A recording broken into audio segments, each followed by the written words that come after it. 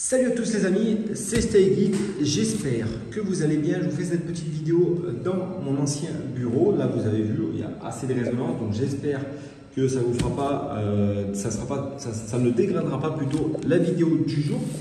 Donc comme vous avez vu dans mon processus du coup d'arrêt de minage des GPU, je veux passer en full machine professionnelle, donc Jasminer, ASIC, etc.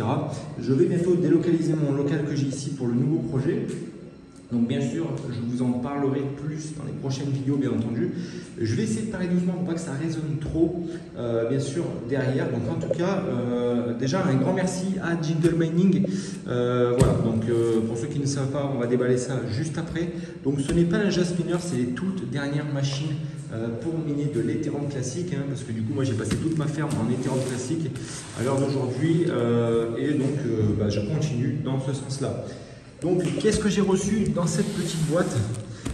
Donc ça m'a été livré par FedEx en 4 jours depuis la Chine, donc ça c'est plutôt cool. J'ai reçu les Ipolo, enfin le Ipolo V1 Mini Classic Plus ETC. Donc c'est un mineur d'Ethereum classique qui fait 280 mAh, 270 watts, donc c'est pile ce que j'aime, les côtés un peu efficients de la machine. Donc avant de continuer plus loin et de la déballer, je vais vous montrer un peu les specs. Si j'arrive à caler le téléphone comme il faut, bougez pas les amis, c'est parti. Alors, donc on continue la vidéo. Donc ce mineur les amis, il est composé de quoi? Donc c'est un mineur qui change totalement des Jasminer, je vous ai déjà présenté dans les anciennes vidéos les amis. Donc là on a un mineur de forme carrée, donc ça c'est plutôt bien, donc il prend un peu moins de place. Par contre il ne sera pas rackable dans les B serveurs comme les Jasminer, ça c'est un peu dommage. Du coup en taille on est sur 100, on va dire, allez, on est sur 18, 14,5 et 9 cm. Donc ça fait une toute petite boîte, comme on va le voir par la suite, c'est tout juste excellent. Température de fonctionnement, on est de 0 à 25 degrés, donc ça c'est plutôt pas mal. Et on peut le connecter en Wi-Fi et bien sûr avec un câble RJ45. Donc ce mineur sera uniquement utilisable sur le réseau ETC puisque le DAG est de, enfin la mémoire de l'appareil est de 3,6 Go. Donc malheureusement on ne pourra pas miner l'Ethereum avec normalement.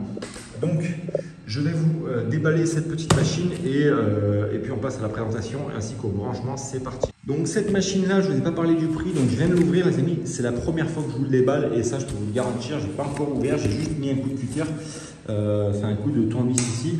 Au niveau du prix, on est à 999 $ plus livraison et du coup là, il y en a beaucoup qui vont me demander, mais j'ai payé du coup 70,70 € de frais de douane.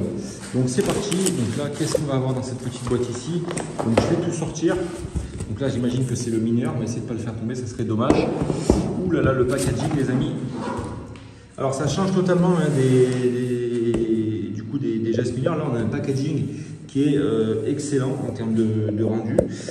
Voilà, très bon packaging. Les amis, regardez-moi ça. Tac, tac, tac. C'est plutôt pas mal. Donc là, on a la boîte qui est un peu frottée. Ici, on a la référence du mineur.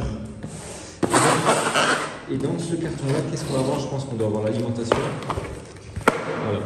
Donc exactement, donc on a le câble d'alimentation. Alors ça maintenant, ils le fournissent, alors qu'avant, je vais vous montrer, hein, ils ne fournissaient pas les câbles d'alimentation. J'en ai une pleine...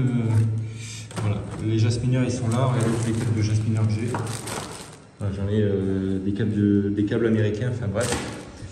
Donc là, c'est top. Ils fournissent l'alimentation plus le câble donc européen, bien entendu. Donc ça, c'est vraiment très très bon.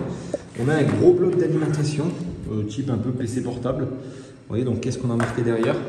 Donc on a marqué 360 watts adaptateur, donc ça veut dire que ça va piquer aux alentours des 300 watts, donc 4,3 ampères. Parfait, parfait, donc ça nickel, l'alimentation. Et là, on va retrouver du coup deux câbles d'alimentation 6 pins. Donc après, à voir, est-ce qu'on peut pas mettre une alimentation un peu type serveur ou quelque chose comme ça? Si jamais celle-ci elle grille, je pense que ça doit pouvoir se faire. If you want to do. Ensuite, là, on va déballer la grosse bête. Donc, je pousse tout ça. Tac, et on ouvre, c'est parti. Bah. Donc là, on a. Qu'est-ce que c'est ça? Ah putain, une antenne Wi-Fi. Donc là, on a l'antenne Wi-Fi pour augmenter le réseau. Et ça, les amis, si on peut connecter ces machines en Wi-Fi, c'est la folie. C'est vrai que ça manquait sur les Jasminer. Attendez, je vais essayer de vous le faire à une main. Hop, un peu not possible. On tourne comme ça, bam. si on ne peut pas faire de conneries. En tout cas, en termes de taille, c'est vrai que c'est la folie ce machin. Regardez-moi ça. Regardez-moi ça. Hop, j'ai perdu le petit embout. C'est vraiment tout petit. Bon, c'est en train de cogner, je ne sais pas si vous avez entendu. Je vais vous poser là comme ça 2 minutes, histoire de le sortir sans encombre.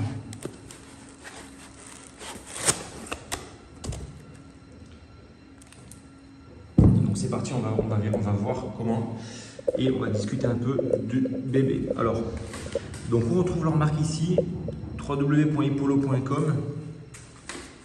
On a un gros dissipateur au milieu. On a du coup les 2 prises d'alimentation Power 1 et Power 2, Ethernet, la carte, Hyperiport et Reset avec les deux petites LED comme sur les ASIC normales. Donc c'est vraiment, donc là il y a marqué Ipolo, etc.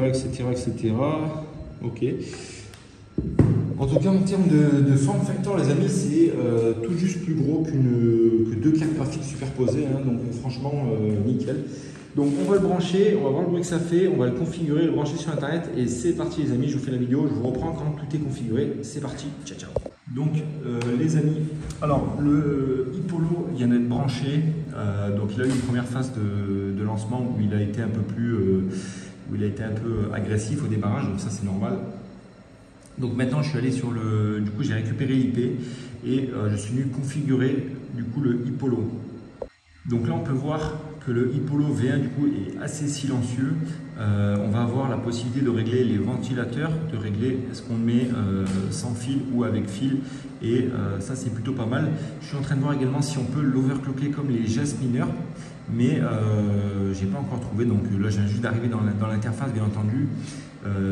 Et donc voilà, donc là je viens de lui appliquer les overclocks, enfin je viens de lui appliquer la configuration avec l'URL de la poule ainsi que le nom du worker, et puis on va voir ce que ça donne. Donc je vous montre tout de suite l'interface les amis, c'est parti. Donc les amis, donc j'ai configuré du coup le petit Ipolo, c'est assez simple en réalité, ça prend 5 minutes même si vous n'avez jamais configuré de mineur de ce genre. Voilà, c'est vraiment très simple, il suffit de vous rendre dans les paramètres, vous allez dans mineur configuration juste ici, vous récupérez l'adresse Stratum plus TCP etc. sur la poule, enfin votre poule où vous minez. Vous ajoutez ici votre adresse de réception avec à la fin bien sûr le nom de votre mineur. Vous mettez point, par exemple, je sais pas, moi j'ai mis point Ipolo V1 et vous mettez save and apply, donc sauvegarder et appliquer. Et donc après vous mettez restart et votre Ipolo devrait se relancer. Donc là forcément c'est assez bruyant, enfin c'est assez bruyant, je me comprends. On est sur moins de 60 décibels, on a des ventilateurs qui sont quand même assez gros, mine de rien, donc on peut mettre ça dans une bonne cave, dans une pièce fermée à bureau, etc. Franchement pour le moment c'est plutôt pas mal je trouve au niveau des décibels, ça reste tout à fait abordable. Et ensuite, tout simplement, eh bien, on attend que le mineur se lance. Donc là, on est en train de voir, hein, vous voyez que là, il est en train de monter, on est à 20 mH.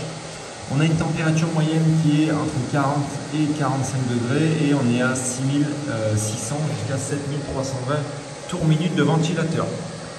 Donc on va laisser le petit Ipolo quelques temps monter et puis je vous reprends d'ici une petite demi-heure, quinzaine de minutes. Pour voir ce qu'il donne et pour voir également qu'est-ce qu'on peut faire avec ce mineur, et je vous donnerai dans une petite semaine un retour sur ce petit mineur très sympathique. Donc les amis, bon, ça fait une petite vingtaine de minutes que le Ipolo est en train de tourner, hein. Je vous ferai un retour vraiment détaillé dans les prochaines vidéos d'ici peut-être 10-15 jours, histoire d'avoir bien pris en main cette petite bête. Je pourrais vraiment vous dire les avantages et les inconvénients que le mineur a.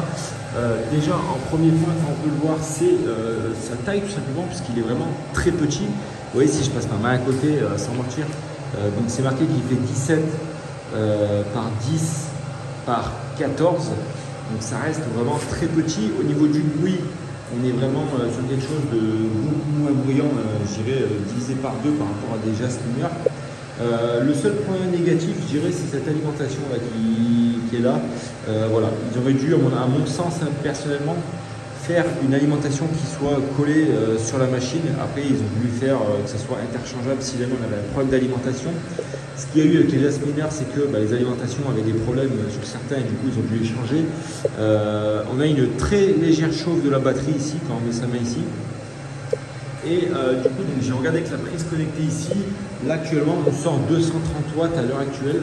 Donc, je pense qu'il ne sort pas toute sa puissance encore. Puisque là, quand on regarde, il est en train de monter progressivement. On est à 115 mH.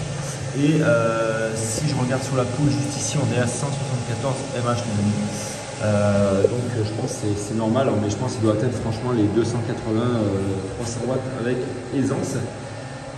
Donc en tout cas, agréablement surpris de cette machine. Donc c'est pareil, si vous voulez commander, soit vous passez directement par le site de Jingle Mining avec le code JMFR10, bien entendu, je vous mettrai l'inscription. Et si vous voulez commander en direct avec moi, il n'y a pas de souci, c'est pareil, sauf que voilà, je m'occupe du support, je m'occupe de communiquer avec les Chinois, etc. Comme ça, vous n'avez pas à vous embêter. En tout cas, j'espère que cette petite vidéo vous aura plu. Moi, en tout cas, ça m'a fait très plaisir de vous présenter cette belle machine. C'est vrai qu'il y en avait pas mal sur Internet qui ont pu tester cette machine en première. Moi, je ne l'ai pas acheté. C'est simplement Jingle Mining et Ipolo qui m'ont envoyé généreusement. Ça fait plaisir. Et donc, en tout cas, je vous souhaite un très bon week-end. Et n'hésitez pas à me dire en retour dans les commentaires ce que vous aimerez. Et petite précision pour finir. Il y a possibilité que dans le futur, donc c'est du coup un des dirigeants de Ipolo qui ont annoncé que il y aurait de nouveaux algorithmes qui sortiront avec ces machines-là, avec simplement une mise à jour. Donc ça, c'est très intéressant à prendre en compte. Et donc voilà, on va finir cette petite vidéo-là. Je vous souhaite un très bon week-end. C'était Stay Geek. Ciao, ciao.